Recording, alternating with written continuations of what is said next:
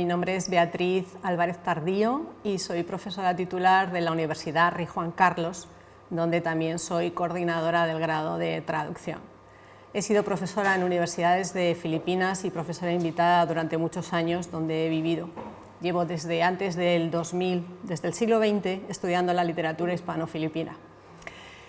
Agradezco muchísimo a la Fundación Duques de Soria esta oportunidad que nos ha dado de poder hacer presentaciones y poder charlar y comentar después de esas presentaciones, de poder hacer sinergias, de poder enlazar y conectar los trabajos que hacemos cada una de nosotras. Os voy a hablar de Enrique Laigo y como a estas alturas estamos todas cansadas, os agradezco muchísimo que estéis aquí escuchándome. Enrique Laigo es un escritor y periodista relevante de la década de 1920 en Filipinas. Voy a leer un poco más que hablar, a pesar de que no me gusta mucho leer, porque estoy muy cansada y prefiero seguir el guión del texto. Su temprana muerte, asesinado por motivos políticos, interrumpió su carrera literaria. Su obra se encuentra dispersa en periódicos, a excepción del libro de Caretas, publicado en 1931. He hecho un resumen de las ideas principales. Os voy a presentar el planteamiento inicial y después voy a saltar a las conclusiones, para que podamos tener realmente todo el marco y el panorama. Y después de los detalles, lo que nos dé tiempo, dentro de unos límites, porque entiendo que razonablemente a estas alturas tenemos todos una ventana de atención más pequeña de lo habitual. Entonces, el planteamiento de mi investigación es que nos interesa aquí Laigo como crítico literario y después la singularidad de su crítica literaria. Dibujó un tapiz complejo del sistema literario que se estaba desarrollando en aquella década. Nos interesa la información que Laigo nos facilita para profundizar en esa escena cultural y porque estaba construida de forma encajada como en un puzzle por las tres lenguas y más. Yo hablo de tres lenguas porque Laigo hablaba tagalo, pero es posible que en otros autores debiéramos de hablar de 4 o 5 lenguas, si hablamos de Iliganón o Chabacano, por poner dos ejemplos. La crítica que voy a presentar de Laigo nos muestra la necesidad de que nosotras, como estudiosos de la literatura, seamos capaces de estudiar estas literaturas en su conjunto y de dibujar sus interrelaciones. Esto nos llevará a una de las conclusiones que después os voy a presentar. Su perspectiva crítica tiene dos puntos clave. Por un lado, la necesidad de contar con el público, es decir, que la literatura, los artistas, los literatos cuenten con el público, y la multiplicidad de formas en literatura. La multiplicidad de formas, ¿qué es? Géneros e idiomas, independientemente de géneros e idiomas, son expresión de la literatura filipina. En el caso de Laigo también otras formas artísticas como el cine, como la zarzuela, etc., aunque lo que me ocupa hoy es la literatura. Laigo defendió la incorporación de nuevas formas al panorama cultural y literario, siempre con la precaución de que se mantuviera conectado a la verosimilitud de la sociedad para la que se escribía. Esto es un criterio que utiliza también en el cine, en su crítica de cine. Entonces, este criterio de verosimilitud es su planteamiento base para toda la crítica artística, literaria y cultural que él hace. Incluso también lo lleva a la política, pero de eso no voy a hablar porque no es nuestro tema y no nos da tiempo. Entonces, cualquier ámbito cultural y literario que se puede constituir a partir de este criterio de verosimilitud en un lugar de resistencia y de identidad, desde donde se puede reivindicar todo lo bueno que tiene Filipinas y así contribuir a la sociedad filipina. Bueno, esta es la introducción. Y me vais a permitir parar un segundo y me voy a ir a las conclusiones. A finales. Porque en cierto modo, porque creo que es importante dar todo este marco para que no se me quede, en el acortamiento que voy a ir haciendo, para que no se me pierda. En su crítica literaria, él dice, estos son citas textuales, el literato filipino, escriba en tagalo, en castellano, en inglés, tiene a su alcance un instrumento poderosísimo para el fomento de un nacionalismo constructivo. Esta terminología de nacionalismo constructivo ya la ha utilizado, si algunos de vosotras estuvisteis en Amberes, en la presentación que yo hice de Laigo, utilicé esto también, porque él lo utiliza en sus artículos sobre cine y sobre sufragismo. Y esto significa desprenderse de lo extranjero y saturarse de lo propio. Pero no le importan los idiomas. Él camina y navega entre los idiomas sin ningún problema. Y no le importan los géneros literarios, no le importan las expresiones musicales, artísticas. Todo le sirve para ese nacionalismo constructivo, siempre que, como hemos visto al principio, responda a una verosimilitud de construcción de la identidad filipina. No niega. Bueno, voy a ir a la línea para no saltarme. Bueno, volviendo, voy a hacer esto, lo voy a pasar por muy deprisa. Iba a contaros un poco sobre la vida de Laigo, pero lo voy a pasar, no me voy a detener en ello, solo comentar algo ya sabido, y es que falleció en 1932 asesinado debido a los escritos, a que él estaba inmerso en el debate, a través de sus escritos de comentarios de crítica política, estaba inmerso en ese debate. Yo siempre he utilizado este hecho como prueba de que la gente leía los periódicos, se leía y estaban en continuo, o sea, que tenían una repercusión social. Su asesinato fue uno de los que más se recogió en la prensa filipina de aquel momento. Entonces, obra, como estamos hablando de periódicos y no tener obra recogida en libros, por un lado tenemos el libro de Caretas. El libro de Caretas, que es el que ganó el premio Zóben en 1925, son 9 relatos que él había ya publicado anteriormente en periódicos y que no pudo publicar hasta 1931, o sea, ganó el premio en el 25, no los pudo publicar hasta el 31 y los publicó él mismo. O sea, ni siquiera la concesión del premio Zóbel te aseguraba que eso se pudiera convertir en un libro publicado. Vale, entonces, luego os he traído el libro para que lo veáis, para que veáis hasta dónde, cuando conseguimos recopilar relatos de un autor, podemos llegar a construir un libro de este volumen. Bueno, incluida la introducción, pero vamos, que es un libro considerable. Entonces, desde mi punto de vista y en relación con el objetivo de este seminario, ¿no?, es importante hacer este tipo de trabajos de recopilación, de ediciones críticas, con toda la documentación y los datos lo más fiables que podamos. Afortunadamente, gracias a las humanidades digitales, la situación ha cambiado muchísimo. Ahora habéis podido hacer esta búsqueda en 2 meses. Estos son 3 años de trabajo y ayuda de muchas personas, incluidas Bettina Elmido, que me ayudó mucho para encontrar textos. Entonces, tenemos todos estos cuentos. Para darle un poco la dimensión de la obra de Laigo, es bastante lo que escribió. 5 poemas, 15 ensayos un poco más largos, más de 200 columnas periodísticas en las que había todo tipo de temas. Y luego una novela que se presentó al premio Zóben en 1930, que está publicada o fue publicada en números sueltos en El Debate, pero no todos los números del debate están accesibles y localizables y tenemos muchos números que no hemos encontrado. O sea que yo lanzo esto, a ver si alguien tiene tiempo y ganas de seguir buscando. Yo he buscado, pero no he conseguido encontrar exactamente los números en los que esa novela está publicada. Bueno, esto es de su vida, paso.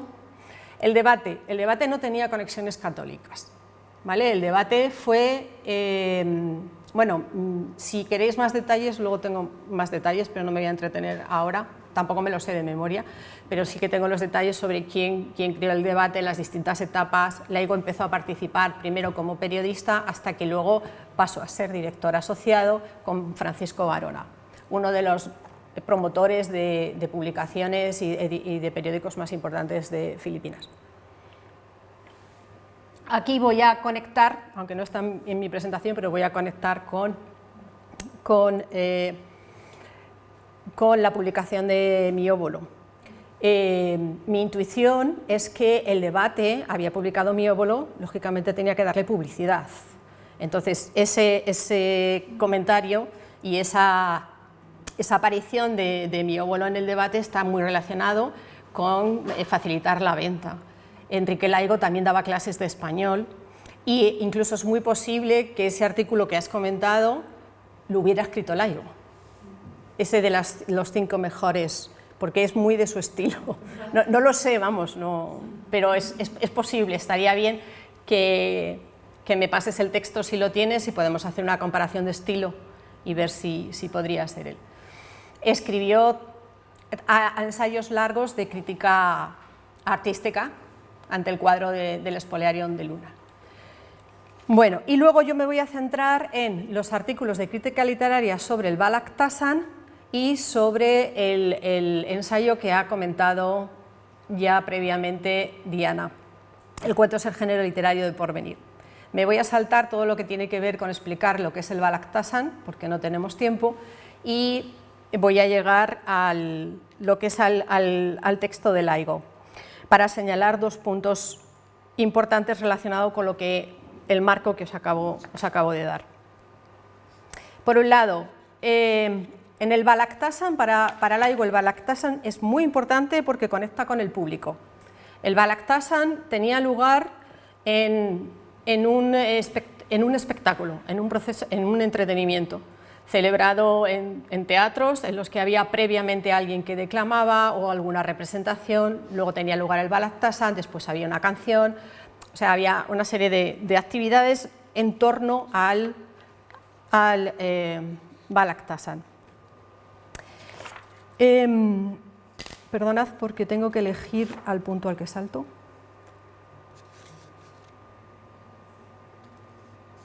Bien, aquí generaba todo un espectáculo poético relacionado con el teatro, tenía gran presencia de público y suponía un festejo y diversión para la comunidad, con lo cual también creaba esa idea de comunidad. Por la crítica de Laigo, da la impresión de que la gente, el público, la comunidad acudía tanto a Balak-Tasan en tagalo como a Balak-Tasan en español, sin ningún problema. En inglés no había Balak-Tasan. El debate publicaba habitualmente los anuncios de los distintos certámenes de Balak-Tasan que se celebraban. La crítica más larga es esta, que se publicó el 14 de marzo de 1926. Es Bernabé el olvido y Balmori el recuerdo. Aquí viene el punto que me interesa comentar. Prueba de esa interrelación de los sistemas literarios, antes de la interrelación de los sistemas literarios, un punto importante. Yo utilizo la teoría de los polisistemas de Benzoar y planteo que la literatura hispano-filipina estaba siendo desplazada del centro del sistema privilegiado con el propósito de que la literatura en inglés ocupara su lugar. Pero la literatura en inglés todavía no había tenido tiempo suficiente de desarrollarse. Y entonces, en ese momento en el que la centralidad está desocupada, viene el tagalo. El tagalo empieza a desarrollarse con fuerza y explosionan tanto la literatura en tagalo como en español. O sea, esa que llamamos edad de oro de la literatura hispano-filipina también es una edad de oro de la literatura en tagalo y del arte en tagalo. Entonces, hay un momento en el que se colocan de forma más o menos paralela y equilibrada tagalo y español. Estoy hablando de élites urbanas, de mundos urbanos, ¿vale? Manila, Cebú, pero no pueblos pequeños. El tagalo triunfa, lógicamente, y desplaza a lo español porque no tiene apoyos. El inglés disputa al tagalo y sigue hoy en día disputando esa centralidad al tagalo. Bien, entonces, Laigo escribió este artículo para rebatir un comentario sobre el Balaktasan de Bernabé y Balmori que se había publicado en inglés en un periódico, todo en inglés. Ese es el detalle que me interesa. No sé quién es el crítico del periódico The Tribune que había hecho el comentario sobre Bernabé y Balmori. Como tengo que abreviar, me voy al punto que me interesa. De base está la calidad de los idiomas, porque ahí es como entra el inglés. El inglés quiere ocupar ese centro del polisistema porque el inglés tiene mucha más calidad. Calidad para la economía, calidad para el pensamiento, calidad para la literatura. Y entonces este crítico acusa a Bernabé de utilizar un verso inglés de Cooper. Man made the town. Seguro que lo conocéis. God made the country. Pero es una expresión que no solo está en inglés, que está en español. Y Laigo, con todo su bagaje cultural, le dice, es que Bernabé ha leído eso en muchos autores españoles. Y no tiene por qué haber copiado a Cooper. Bueno, eso... de hecho, ahí dice que podría encontrar muchas semejanzas con Rubén Darío o con los hermanos Quintero. Y como vamos justos de tiempo, suelto los botones y me voy al siguiente punto. Esto es una conferencia que Laigo dio en 1926 en la Universidad de Filipinas, donde él daba clases de español y donde se estaba generando todo, donde había teoría literaria, donde había crítica literaria, o sea, dentro del ambiente académico de la Universidad de Filipinas. O sea, que es una conferencia que no se da en un teatro para un público general a divertirse, no, se da para profesores que están en la Universidad de Filipinas.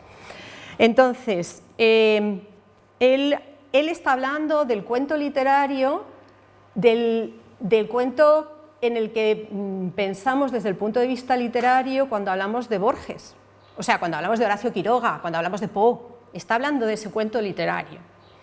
Y dice que es un género dificilísimo. Por eso, las razones por las que es el cuento literario del porvenir, pues por una cuestión de tiempo. Hoy en día, dice, la gente no tiene tiempo para grandes poemas ni grandes novelas. También, como habéis dicho, se publica en un medio como son los periódicos y revistas. Entonces uno, mientras va en el autobús o mientras va de un sitio a otro, se lee un cuento. Bueno,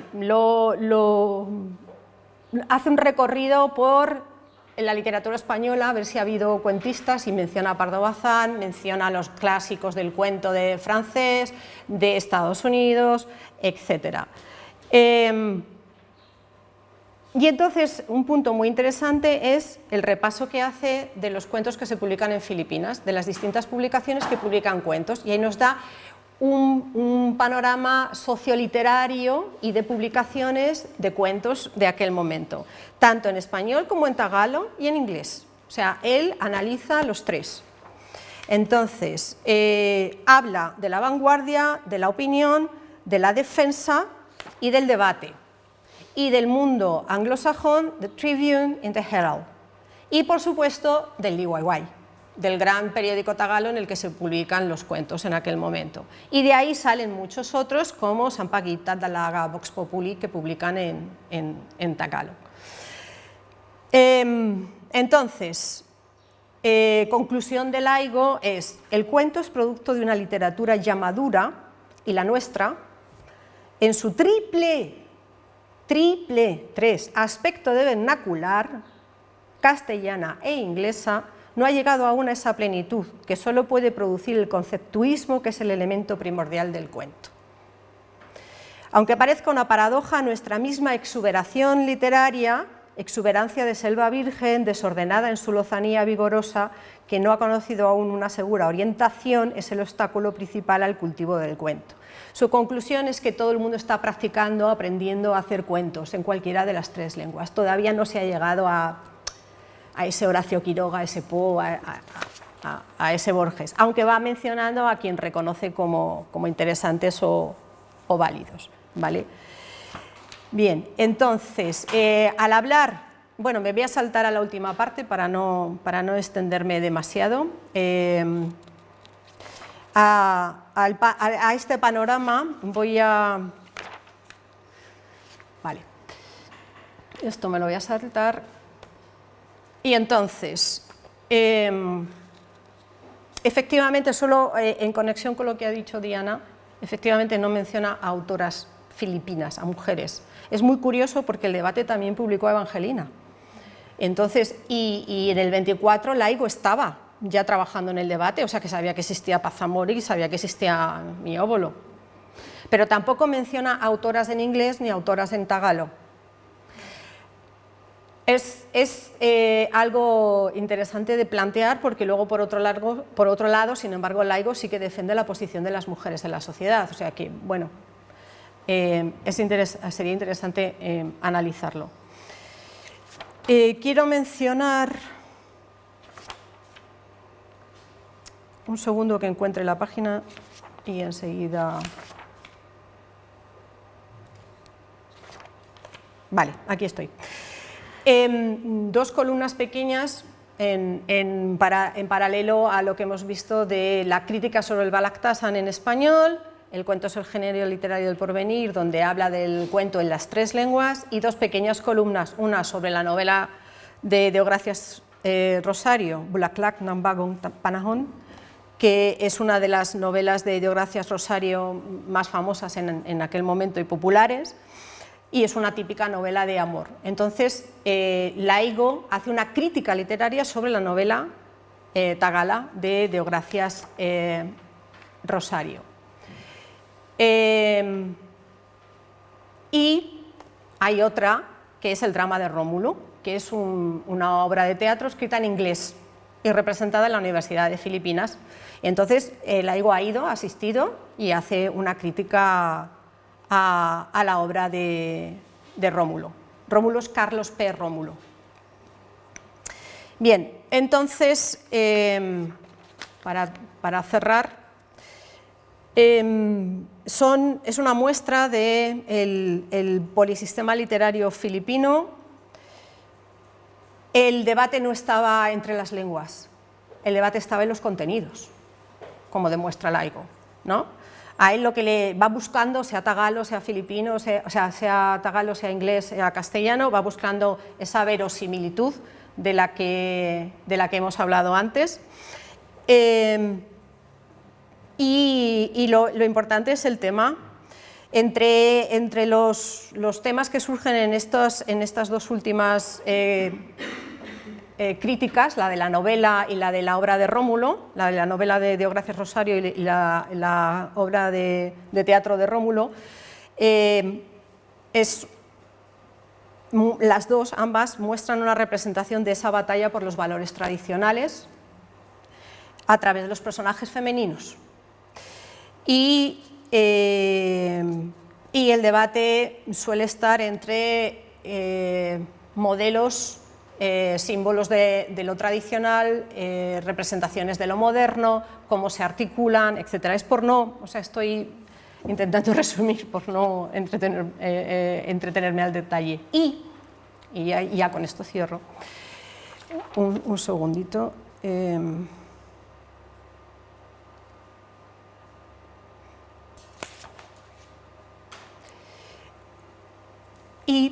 Para cerrar, Laigo en su crítica a Rómulo cita la carrera de Cándida de Gómez Wickham y esto conecta con los estudios o la perspectiva que Emmanuel ha estado planteando sobre la manera de estudiar y de plantear la figura de Cándida y de Gómez Wickham. Es muy semejante a todo lo que tú has hecho, de lo que Laigo de algún modo plantea. Bueno, y con esto, muchas gracias por vuestra atención. Muchísimas gracias, Beatriz, por una muy buena, bien organizada, breve, pero impactante presentación. Nos encantó a todos, eso sí lo puedo decir. A mí en particular, me encanta eso que desarrolla sobre Laigo como crítico literario y cómo ve el status quo y el futuro del género. Eso de reconocer que están practicando el género del cuento y que no han llegado, me parece un nivel de autoconciencia admirable. Y mi pregunta tiene que ver con Laigo, cuentista, Laigo, escritor y no crítico literario. ¿Cómo cuadra su obra dentro de su teoría? ¿No? ¿Cómo cumple con lo que pide? ¿Hay ciertas contradicciones? O... Primera pregunta, vamos a dar la vuelta, pero muchas gracias de nuevo. Sí, voy a apuntar. Correcto, sí. Yo voy con 2 preguntas más. Muchísimas gracias. Sí. La primera pregunta es una curiosidad. Despacio, por favor. Es una curiosidad cuando hablas de esta novela por entrega que después publica en libro. ¿Tú ves estrategias? No se publica el libro. No se publica en libro, pero tú ves estrategias escriturales típicas de relato novela dividido en pedacitos. Es decir, que hay el cliffhanger al final para que el lector tenga ganas de leer y comprar el siguiente número del periódico. O sea, él desarrolla ese tipo de prácticas escriturales que vimos en Balzac o en todos los novelistas por entrega. Es mi primera pregunta. Y la segunda tiene que ver con esta figura efectivamente muy interesante del periodista escritor, no sé cómo llamarlo, o escritor periodista. Y si debemos jugar con esta articulación, ¿tú cómo definirías a Laigo? ¿Como un periodista que escribe, pero pensando siempre en esa interacción con un lector desde una esfera pública? ¿O a la inversa es un escritor que pasa al periodismo por diferentes motivos e intereses económicos también, me imagino?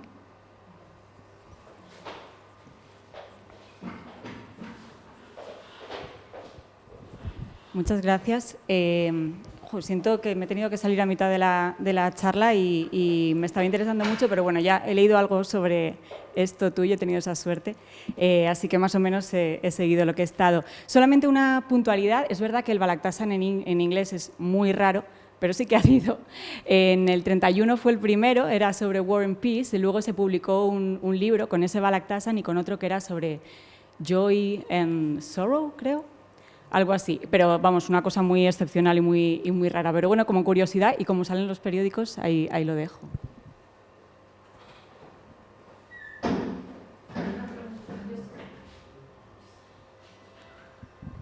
Gracias, Beatriz, que además he leído la introducción al libro tuya y me gustó mucho. Y leí también el artículo de Laigo con mucho interés porque quería ver cómo planteaba él el tema del cuento en las Filipinas de su época. Yo no sé, pero cuando yo lo he leído, a mí me ha dado la sensación de que en ocasiones resulta un tanto ambiguo,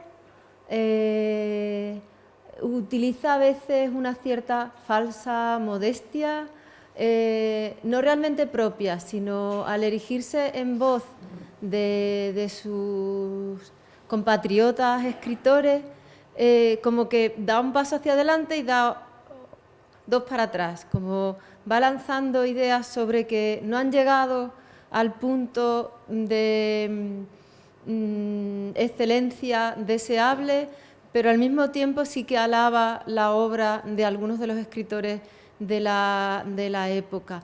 Y después me pareció un poco moralizante cuando habla del caso de esa historia que había leído en la que una filipina se lanza a los brazos del amado y que conecta muy bien con lo que tú has comentado, la verisimilitud. Él no ve que eso sea un gesto típicamente de mujer filipina. Pero bueno, a lo que voy, lo que me interesa es el tema ese de si tú crees que hay un poco de ambigüedad, de falsa modestia, si realmente está tan convencido de que no han llegado al punto de excelencia, o lo que está intentando es como crear un poco de presión en sus compañeros escritores para que se esfuercen aún más y escriban más y mejor.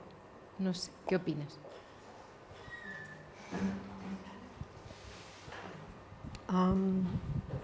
Gracias, Beatriz. Estamos con un montón de preguntas.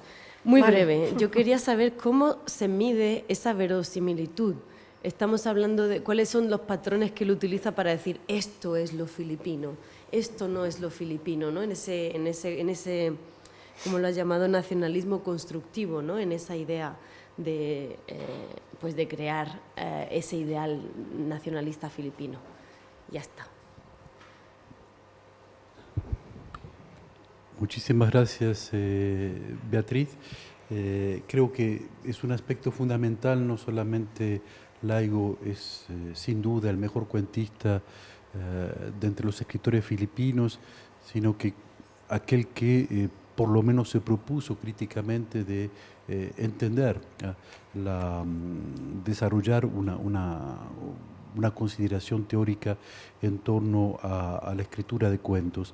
Estaba releyendo estos días y ahora volví a encontrarla mientras hablabas, una entrevista interesante a Evangelina Guerrero de Zacarías, que se realiza y se publica la entrevista el 13 de julio de 1935, publicado en La Vanguardia, por una periodista mujer que firma como Marina, solo con su nombre de pila. Y lo curioso es que Evangelina Guerrero dice aproximadamente lo mismo que dice Laigo. Quizá da algún elemento, vamos a decir, sociológico más, que tiene que ver con las deficiencias o la imposibilidad de que se extienda mucho más el campo de lectores en Filipinas, debido todavía al elevado analfabetismo de la población en general. Pero justamente es curioso hacer esta aproximación entre lo que ha dicho, escrito Laigo en ese texto que es maravilloso y esta entrevista a Evangelina Guerrero Zacarías. Gracias.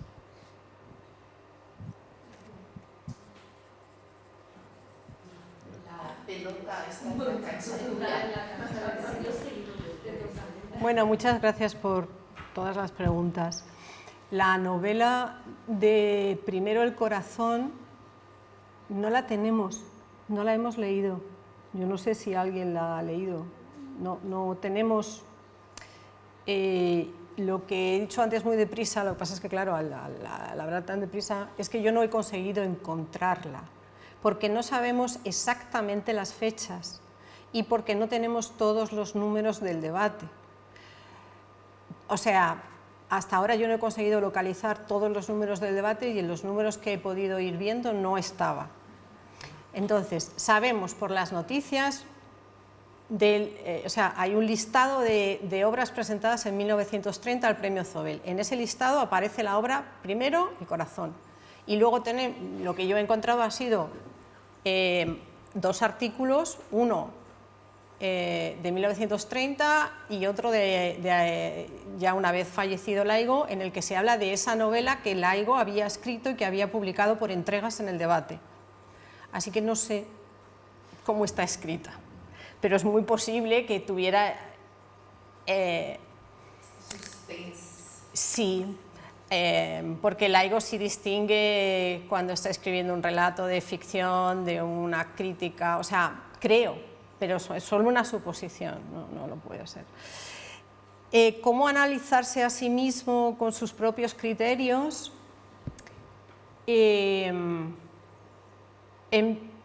Laigo está en construcción, o sea, no suele ser tajante en nada.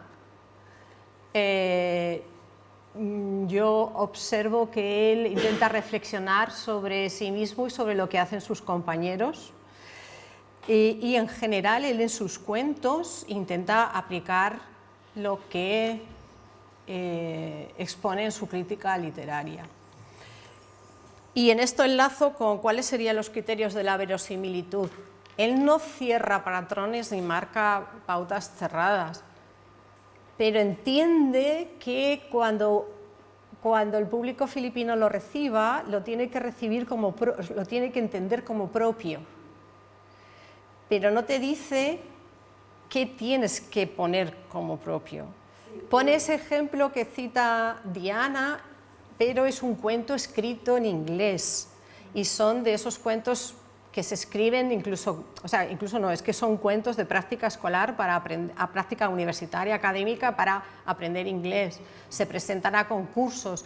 Entonces a él se produce una extrañeza porque en ese cuento no solo se está aprendiendo una lengua, sino que se están copiando, utilizando modos, mecanismos, formas de hablar, de comportamiento, que serían, por ejemplo, si estuviéramos hablando de cine, no vamos a poner un reloj o un móvil en un personaje del siglo XVII, a menos que intencionadamente quieras hacerlo. O sea, es un poco ese tipo de la extrañeza que a él le provoca ese tipo de comportamientos que están sacados de, pues, por ejemplo, personajes del cine o etcétera.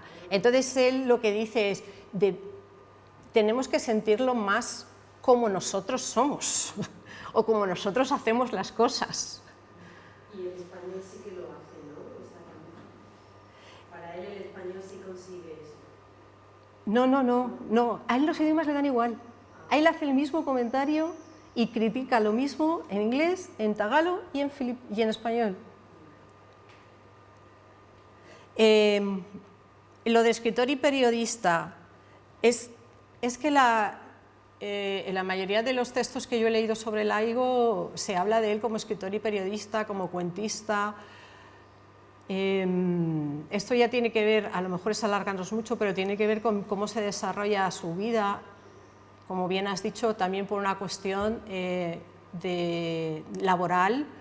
Él empieza a trabajar para los periódicos. Él estudia Derecho, pero no le gusta, entonces no ejerce como abogado, lo que le gusta es escribir, pero no puedes ganarte la vida escribiendo cuentos, entonces trabaja en los periódicos. Y luego trabaja como escritor y como corrector de estilo para el Congreso, o sea que trabaja como lo que se llama en inglés ghost writer también. Entonces, bueno, le gusta escribir. Y luego entra en todos los debates políticos, le gusta opinar sobre política y hace también crítica política. O sea, hoy en día podría ser un comentarista en televisión también, de crítica política, y cultural y artística. No sé qué más me falta, perdonad. Lo de la falsa modestia que te comenté. ¿Crees que Pero, realmente piensa, porque sí que tiene algún que otro comentario alabando lo que se está escribiendo en lengua vernácula y en español en algún momento, aunque critica lo que se escribe en español creo que de un cierto esnovismo, pero sí que comenta que en la lengua vernácula como que hay un vigor o un... No sé sí, si lo que dice es que los escritores vernaculares son los que más cerca están del pueblo. Y como son los que más cerca están del pueblo, tienen más facilidad para transmitir esa verosimilitud. Y que entonces los escritores que escriben en español o en inglés tienen que esmerarse más para transmitir esa verosimilitud. Ahí ya podríamos entrar en lingüística y en lingüística cognitiva. Entonces, claro, si tú tienes una palabra en tagalo que tienes, por ejemplo, dos pronombres, kami y tayo, y no los tienes en inglés ni en español, pues tienes que decidir cómo escribes eso, cómo transmites esa diferencia. Pues tienes que esmerarte más.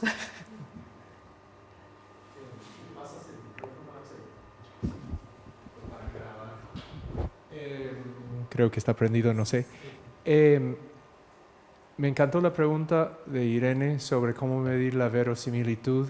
Me hace pensar en el ensayo famosísimo de Borges, el escritor argentino y la tradición, donde dice que lo argentino no son el mate, el gaucho y el tango, sino que es una sensibilidad y son muchos, marca una transformación en su carrera donde va hacia lo metafísico, etc. Mi pregunta para ti es, ¿cómo define la verosimilitud? Repitiendo lo de Irene, pero tiene que ver con color local, tiene que ver con sensibilidades o formas intelectuales o relaciones entre personas, familias. Sé que contestaste algo, pero pensando en eso de color local, a diferencia de sensibilidades y pensamientos y filosofías, ¿qué es lo verosímil para Laigo? Y yo creo que esa pregunta se responde a través de los propios cuentos de Laigo. Él tiene algunos en los que destaca ese color, pero él mismo hace un recorrido, o sea, se ve su evolución desde los cuentos de 1919 a los cuentos del 31, en el que va hacia la sensibilidad, hacia el pensamiento filipino, hacia la manera de entender la vida. Y entonces hay más allá, porque el relato del que he cogido estas imágenes, que es el relato este de la vida es así, hay una mujer que va al pueblo y entonces ahí se transforma físicamente y tienes ese color local, pero en el relato Laigo la devuelve a la ciudad y es una mujer moderna, pero sigue siendo filipina y es la mujer que va a construir ese nacionalismo filipino, no deja de ser filipina. O sea, pero sin embargo, o sea, no es un relato cerrado. Laigo no te da una respuesta, de hecho se cuestiona mucho. O sea, ¿qué sentido tiene ponerme el maquillaje? ¿Me lo quito? ¿Me lo pongo? ¿Qué hay de fondo? ¿Me puedo poner el maquillaje y seguir siendo filipina o me tengo que quitar el maquillaje para ser filipina? O sea, no está resuelto. Pero es que la vida es así, es decir, en Filipinas ahora, en ese momento, ahora mismo estamos viviendo esto, es lo que estamos viviendo, la vida es así. Entonces yo creo que no es tajante y él se va desempolvando, o sea, va en la línea de del famoso ensayo de Borges, ahora que me lo has traído a la cabeza, es muy bueno para poder compararlo, ¿no? O sea, no es tomar mate, es otra cosa, es algo más. Dice Borges que no hay camellos en el Corán, pero es mentira porque sí los hay. Sí. Es que Borges es muy bueno. Bueno, yo creo que con esto... Muchísimas gracias. Gracias a todos.